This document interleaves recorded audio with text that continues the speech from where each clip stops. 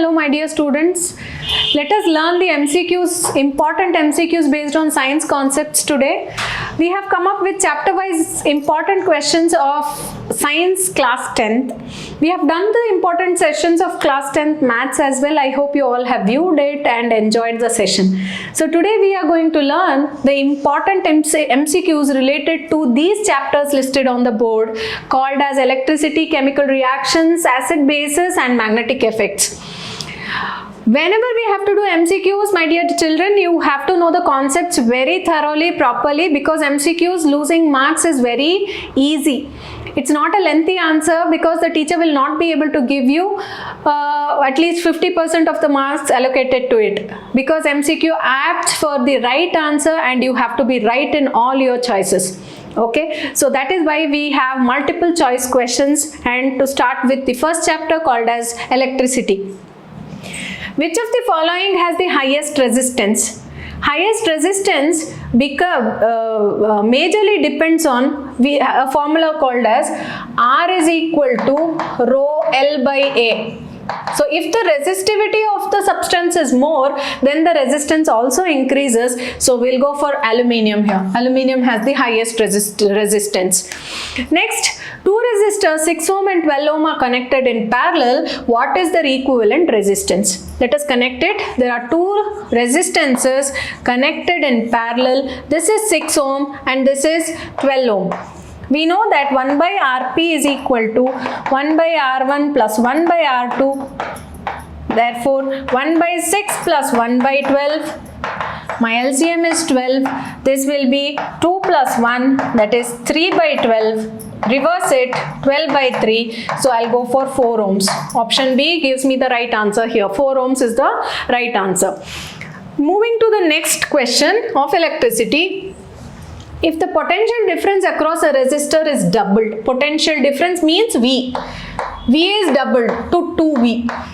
And what happens to the current through the resistance? We know according to Ohm's law, V is equal to IR. Therefore, I will be equal to V by R. So if my potential difference is doubled, since current and voltage are directly proportional, the current is also doubled. It does not remain same or doesn't become zero. Fourth question is, a 100-watt bulb operates on a voltage of 20 volt. What is the current? The formula related to this is power is V into I. V into I is power.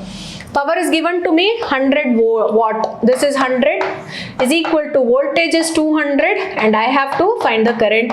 So current will be 100 by 200, that is 1 by 2, which is giving me 0.5 amp. I'll go for option B. In the fifth question, a wire of length L and a cross section A has a resistance R. What will be the new resistance if the length is doubled and area is halved? We know that R is equal to rho L by A. Therefore, they are telling, this is the key aspect of the question, length is doubled, L becomes 2L and area is halved, area becomes A by 2. Let me substitute it here. So this is rho into 2L by A by 2. This 2 will go up. So this will be 4 rho L by A. Therefore, it becomes 4 times. 4R will be my right answer. 4 times the original resistance. Whenever you are solving MCQs, go and strike to the formula. The formulas are the most important key parts of answering and understanding MCQs in a better manner. In the sixth one, the total resistance of 3 equivalent resistors connected in series is 45 ohms. They are telling RS is 45. What will be the equivalent resistor when connected in parallel? They have told that the resistance are equal, 3 equal resistance. That means R plus R should be equal to 45, 3R equal to 45. Therefore, the value of one resistance is 15. If the value of one resistance is 15 connected in parallel, then 1 by Rp will be equal to 1 by 15 plus 1 by 15 plus 1 by 15, that is directly 3 by 15. Rp will be 15 by 3, therefore the answer will be 5 ohm, that is option A. Read the question properly and understand it. 3 equal resistance is the key point you have to strike to the answer here. The 7th one, a resistor has voltage drop of 10 volt and current of 2 amp. This is V, this is I. What is the power consumption? We know power is V into I. So 10 2s are 20 watt will be the power consumed by this apparatus. 8th one, the specific resistance, that is the resistivity of a material, depends on length of the conductor, cross-sectional area, both length and area, nature of the material. It majorly depends on both length and area. So I will be giving, no, I'll not be going for option C. The resistivity depends on nature in which it is made. Is it made up of aluminium, copper, zinc, tungsten? So majorly nature of the material matters a lot. So resistivity will be provided with option D here. In the 9th question, which of the following graph correctly represents the Ohm's law for a metallic conductor at constant temperature? A straight line passing through the origin, a parabolic line, hyperbolic line, a straight line not passing through the origin. We know Ohm's law is like this. This was my voltage and this is current. So if current increases, voltage also gradually increases, and this is my origin. Therefore, I'll go for option A, a straight line passing through the origin. In the 10th one, the SI unit of resistivity is, we know that R is equal to rho L by A. So I need resistivity, rho will be equal to RA by L. Resistance is ohm, area is meter square, and length is meter. So meter is getting cancelled. I am left with ohm meter. So option B will be my right answer here. So in this particular 10 questions, we have covered questions and important things based on formula projected on electricity chapter. Come on, my dear students, let us move on to the next chapter, which is chemical reactions and equations. The first one is, in this reaction, Fe2O3 plus 2Al gives Al2O3 plus 2Fe. What is the type of reaction? I am easily able to make out that aluminium is basically taking the place of iron and iron is getting displaced. So this will be a displacement reaction. The reaction given here is an example of one single compound is split into two or more compound constituent substances. So this will be decomposition reaction. Our major focus is to give you the question also, understand and make you realize what is the concept based on as well. Students, you have to make sure that whenever I am doing a question, read the question properly. Again, pause the video, read it again so that you will get the content in a very nice manner. We are even providing this sort of PPT and important question paper in our website called as vidyapita.live. Do visit our website and download it for free. It's a free website where you will get n number of question papers previous years as well as the present year's half yearly question papers are also being published there. So do visit our website and have a check. Moving to the third question. In my third question, when hydrogen sulfide gas is passed through a blue solution of copper sulfate, a black precipitate is formed. What type of reaction takes place? Hydrogen sulfide and copper sulfate. H2S plus CuSO4. At that point of time, a black precipitate is formed. They are asking us what type of reaction is this? This will be a precipitate reaction. Precipitate is formed, therefore precipitation reaction. Fourth one, in the reaction given here, the white precipitate formed will be barium sulfate. This is my barium sulfate. White precipitate will be barium sulfate automatically. Fifth one, a chemical reaction is said to be balanced when number of molecules on the both the side are same, number of atoms are same, number of reactant equal to number of product, all reactants are fully used up. So the number of molecules on both the sides are equal, then I say it's a balanced chemical equation or reaction. Moving to sixth one. In a chemical reaction, when hydrogen is added to a substance, then the reaction is called as. This is based on redox reaction. So in oxidation, addition of oxygen and removal of hydrogen happens, whereas in reduction, removal of oxygen and addition of hydrogen happens. So I will go for reduction. If you know the concept, the questions are very simple, easier for you. Seventh one, in the reaction, Zn plus H2SO4 gives ZnSO4 plus H2. Which substance is oxidized? Here, zinc is getting merged with oxygen, therefore I'll say zinc is oxidized. Which of the following reaction is a neutralization reaction? In this, neutralization reaction is whenever an acid is reacted with a base, I will get salt plus water. In this particular reaction, acid is HCl, base is NaOH, I am getting a salt and water, so I will give an option B, the right one. In my eighth question, neutralization reaction is the concept that you have to use. What type of reaction is the following?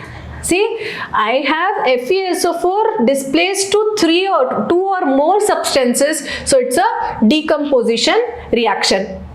Which of the following is an example of exothermic reaction? What are exothermic reactions? The reactions in which energy is or heat is liberated is called an exothermic reaction. Normally, exothermic reaction can only happen when decomposition is happening. First one is combination, third one is combination, fourth one is neutralization. In my option B, calcium carbonate liberates a lot of heat with carbon dioxide. When this carbon dioxide is passed on to the lime water, it turns milky as well. So the reaction which is exothermic is calcium carbonate reaction. So option B will be my right answer. So my dear students, we have covered the first two chapters, electricity and chemical reactions and equations. 10 MCQs are done, which are very important with respect to the half yearly. This is the third chapter, acid base salt of chemistry class 10th, and we are going to continue with the MCQ questions here. And the first question is, what happens when dilute HCl is added to zinc granules? Dilute HCl, the formula will be HCl added with ZnSO4. Zn, this gives me ZnCl2 and H2 gas will be released. So this is the reaction that you have to remember, and obviously option A is giving me the right answer. Hydrogen gas, oxygen, carbon dioxide, nitrogen. From the reaction, easily notable, hydrogen is released. So option A will be the right answer. The pH of a solution is 4.5. pH is given to be 4.5. Which of the following solution could have this pH? They are asking us sodium hydroxide. This is basic, so it has to be more than 7. Ammonium hydroxide is also basic, more than 7. Lemon juice is acidic, so this will be less than 7. So option C will be my right answer here. Moving to the next question, in the acid, bases and salt, which of the following ions is responsible for acidic nature of the acid? The acidic nature of the acid comes from the hydrogen ion present in it, so it will be obviously H plus ion. Any acid that you take, HCl has H plus Cl minus, H2SO4 has two H2 plus and 2 SO4 2 minus. Therefore, we have H plus ions present in an acidic solution. Therefore, the acidic behavior comes from the H plus ions. So option B will be the right answer here. Any question that you are reading, read the question properly. Remember what concept you have to grab to understand the question, and then choose the right answer. Because MCQ is really scoreable only when your content and concept is good. Okay, my dear students. So going to the fourth question, which one of the following is not a property of the base? What is the property of the base? Base is bitter, it turns red litmus to blue, as well as it is soapy to touch. It doesn't turn blue litmus to red. Blue litmus red will happen only when it is acid. So this is not a property of the base. Not is the most important thing. Read the question very properly, okay? In my next question, aqueous solution of an acid conducts electricity because acid produces hydrogen gas, acid produces OH minus ion, Acid dissociates to produce and acid produces electron. So C will be the right answer, because if I have an acidic solution, water plus acid dissociates and it liberates H plus and Cl minus, or H2 plus and SO4 2 minus. Therefore, the dissociation liberated in the acid is able to conduct electricity. That is the reason option C is the right answer. In the sixth one, when copper oxide reacts with hydrochloric acid, what are the products? So copper oxide reacts with HCl. Let me write the reaction here. Copper oxide is CuO reacting with HCl.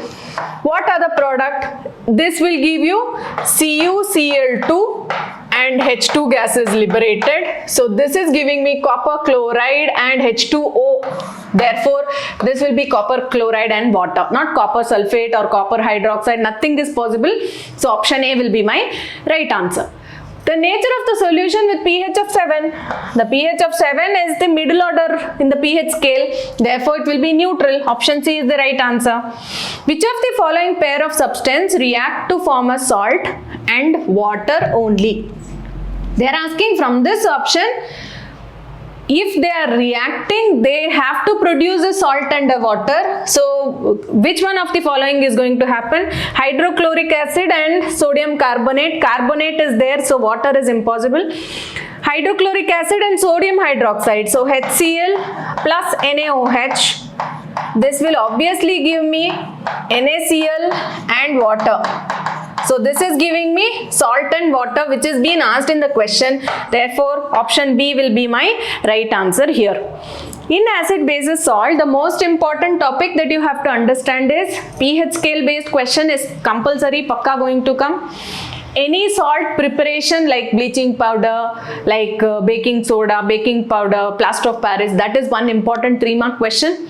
And one case-based question can come related to pH or based on the general forms of the reaction. These are the important things that you have to understand and most importantly learn without fail. Okay. Moving to the 8th question, 9th question here. Which of the following is not an example of acidic salt? Not an example. So that will be Na2CO3, because this is basic, right? This is not an acidic salt. Therefore, this is the right example here. What will be the pH of the solution? That both acid and basic in equal amount. Acid also in equal amount, base also in equal amount, so it will be neutral. Therefore, the pH has to be 7. If it is 1, it is acidic. pH is 5, slightly acidic. pH 14 is strong base. So, neutral solution will have same amount of acidic and basic solution. Therefore, I'll go with option C here, which is 7. Why have you only taken 10 question on each chapter is because all my students should first of all get the grip on the subject, and you should not feel the session is too long and you are not able to grab the things at all. Therefore, 10 question is making you understand the concept. Whenever I am doing a question, I am teaching the concept also and doing it. So make sure you are underlining and making a note of the important things that is being taught by me. Moving to the next chapter, my dear kids. The next chapter is magnetic effects of electric current. Whenever magnetic effects of electric current is, if you are learning at home or revising at your given time, the most important thing is, I'll just list out the things that you have to without fail learn in this chapter. First, properties of magnetic field line. Second will be what is a solenoid, what is electromagnetic induction, right hand thumb rule and left hand Fleming's left hand rule. These are the important things where you have to learn, and based on solenoid, what will be the magnetic fields that are generated. And there is an important activity based on left hand thumb rule known as the force acting on a current carrying conductor placed between magnetic field. That is also one of the important topic. So let us just read the first question. The magnetic field inside a long straight solenoid carrying current. So the first question is based on solenoid. Okay. What is a solenoid? If I wound a copper wire or any metallic wire and connect it to a battery, this is a solenoid. Okay, in this solenoid the field lines are moving like this. The north terminal connected to one part. This will be my north pole, this will be my south pole. Now, magnetic field line inside a long straight current carrying solenoid is 0, decreases as we move towards the end, varies inversely, is the same at all points. It decreases as we move towards the end will be my right answer, because as I go to the end of the solenoid, the magnetic field lines go apart, hence the magnetic property decreases. The direction of magnetic field around a current carrying straight conductor can be determined by. See, the answer is right hand thumb rule. What is it stating? If I have a current carrying conductor like this is my current carrying conductor, and the current is moving in upward direction. Now let us think this is the current carrying conductor. This is my right hand. I am holding the conductor in the direction of the current. See, current is moving upward. When I am holding the conductor in the movement direction of the current, these 4 fingers determines the direction of magnetic field. So what is the question asking me? The direction of magnetic field around the current carrying conductor can be determined using right hand thumb rule will be your answer. For this, if they are asking, you will hold it like this, so the magnetic fields will be moving like this, in this direction, that is anti-clockwise. Okay. Going to the next one, the SI unit of magnetic field strength is, magnetic field is always determined by B, it's a vector quantity, and the SI unit is Tesla. In the 4th question, what is the direction of force acting on a positive charge moving parallel to magnetic field? They are asking us about the force, and there is a magnetic field parallel to the movement of charge. So when we are being asked about force, field and current, the major rule involved will be Fleming's left hand rule.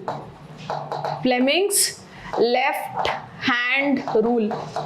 When Fleming's left hand rule is involved here, I call this as father, mother, child rule. This will be the force acting, this will be the magnetic field, and this will be the current. 2 important things will be given to you, and the direction of the force you have to make yourself understand. Okay, here also the direction of force is asked, the direction of magnetic field is given. All these will be perpendicular to each other. So here they are asking along the direction of field, opposite to the direction of field, perpendicular to the direction of field, no force.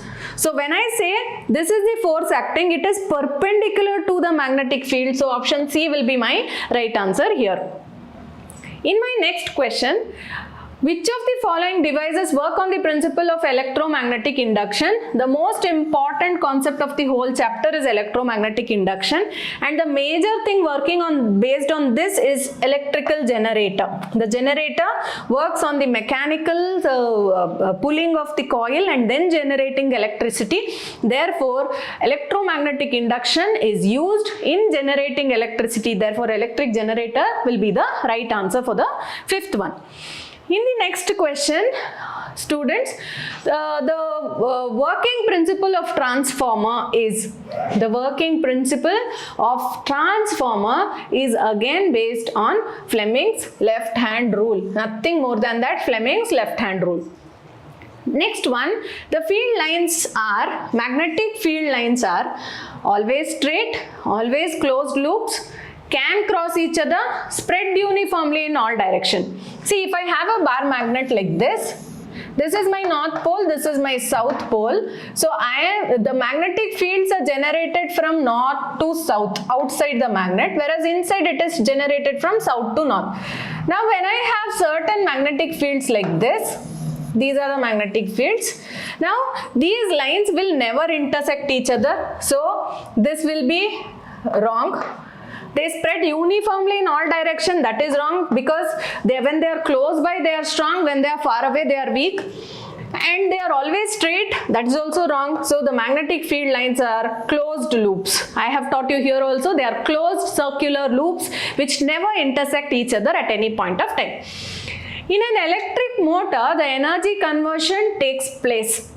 They are speaking about electric motor, and the energy conversion is between mechanical to electrical, mechanical to chemical, electrical to mechanical, electrical to chemical. whenever electricity is supplied to the motor, the water, like in our household appliances, there's a motor which lifts the water from the basement to the top of the tank. So what is happening when I switch on the electric current there, electrical supply is given to the motor, then only there is a force applied on the object and it is lifted up. So the option B, which is telling me electrical to mechanical, that will be the right answer. Electrical current is given, the mechanical work is happening. So electrical to mechanical is the right answer here.